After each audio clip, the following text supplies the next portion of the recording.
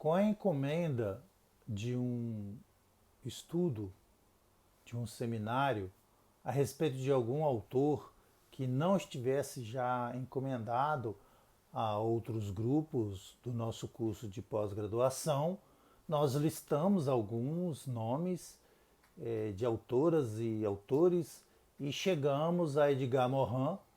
E chegamos a eles porque Morin tem uma grande contribuição para a educação mundial como filósofo, sociólogo e um estudioso.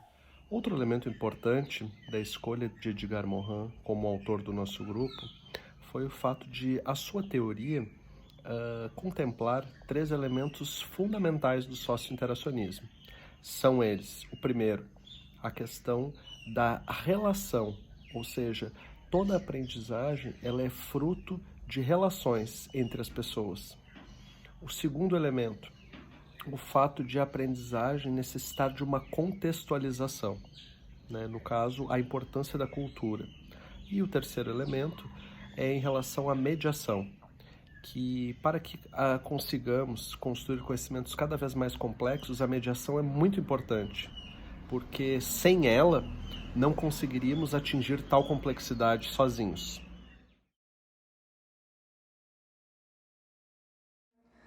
Onde Edgar Nahum é um antropólogo, sociólogo, filósofo, formado em Direito, História, Geografia.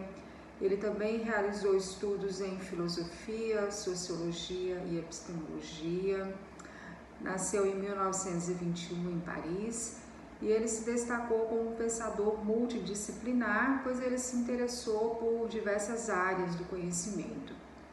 Ele é autor de dezenas de títulos, Edgar Morin continua seu trabalho para expandir o pensamento complexo como forma de ensinar a criatividade que supera o reduzido conceito de inteligência apenas racional, Uma vez que para ser criativo é preciso unir o intelectual, mental e cerebral. E ele é um pensador francês, visto como um dos mais importantes teóricos do mundo para uma crítica da racionalidade moderna. Ele também é pesquisador emérito do Centre National de la Recherche Scientifique, formado em Direito, História, Geografia, realizou estudos em Filosofia, Sociologia e Epistemologia. Autor de mais de 30 livros, entre eles O Método, que é um livro de 6 volumes, Introdução ao Pensamento Complexo, Ciência com Consciência e os 7 saberes necessários para a educação do futuro. Durante a Segunda Guerra Mundial, Edgar Morin participou da resistência francesa. Ele é considerado um dos principais pensadores contemporâneos e um dos principais teóricos do campo dos estudos da complexidade. Ele é órfão, ficou órfão dos 10 anos, e isso ele leva muito para a história dele, essa história de dor também. Ele se intitula como autodidata, tendo um processo muito de autoformação importante na sua história. E das suas obras mais importantes é o livro O Método. Ele demorou 3 décadas para terminar este livro. Neste livro, ele vem questionar e vem criticar um fechamento epistemológico e de paradigmas que as ciências vem trazendo, Ele faz uma proposta aí de ampliar a ciência, torná-la mais plural, mais articulada, perceber os fenômenos como multifatoriais e inter até. Em relação ao processo ensino-aprendizagem, eu penso que a grande contribuição do Edgar Morin com a sua produção, com a configuração e a proposta do pensamento complexo é trazer para este processo de aprendizagem e ao mesmo tempo de ensino a ideia da complexidade propriamente dita. Porque complexo, segundo Morin, vem do latim complexus, que quer dizer tecido em conjunto. Quando Morin nos fala da inseparabilidade entre inteligência e afetividade, ele nos diz do eixo intelecto-afeto. Afeto como curiosidade, paixão, emoção. Emoção, né, diz ele, inseparável do estabelecimento de comportamentos racionais. Isso é extremamente importante, né? Essa aproximação entre o pensar, a intelectualidade e a emoção. Evidenciamos nessa fala de Morin um dos 7 saberes necessários à educação que ele diz, a educação do futuro, a que nós estamos praticando hoje. Educação que se dá na relação ensino-aprendizagem em todos os níveis de ensino. Emoção a ser resgatada no fazer universitário para que se possa, né, desfazermos paradigmas enraigados a obstruir o inovador, né, pensar fazer na complexidade que a cultura constrói no docente e no discente, lidar com o inesperado frente aos desafios de aprender. Então nós estamos exatamente necessitando desse resgate na educação do século XXI, entre a emoção aproximada, interligada com a intelectualidade. O Edgar Morin fala, né, contribui sobre a reflexão sobre o conhecimento, que a construção do conhecimento não é só passar informação. A informação é um dado, se você não usa, se você não articula com outras coisas, ela se perde.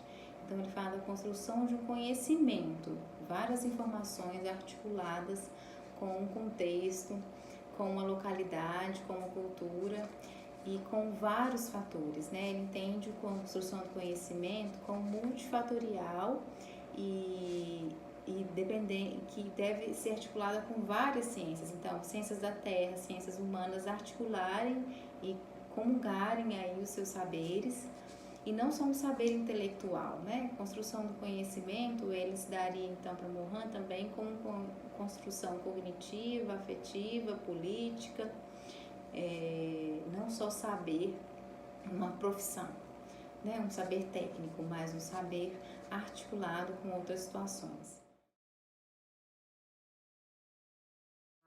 A relação professor e aluno nos leva a uma visão transdisciplinar da educação, né? Onde, para educar nessa sociedade moderna, nesse mundo tão conectado e globalizado, o professor precisa desconstruir seus conceitos, refazer alguns caminhos, tentar e errar, e se posicionar com humildade e respeito pelo indivíduo que lhe compete ensinar. Edgar Morin critica o ensino fragmentado. Assim, precisa ser repensado essa relação entre professor e aluno, uma vez que muitas vezes a formação dos professores também é fragmentada. Nessa relação, cabe então, professor e aluno, a solidariedade e a afetividade, no sentido de sentir responsável pelo outro e importar-se um com o outro, e também ter uma consciência de coletividade planetária. É importante considerar a experiência social dos alunos que eles possuem como indivíduo. Não cabe tratar os alunos de forma homogênea, e sim desenvolver uma forma de pensar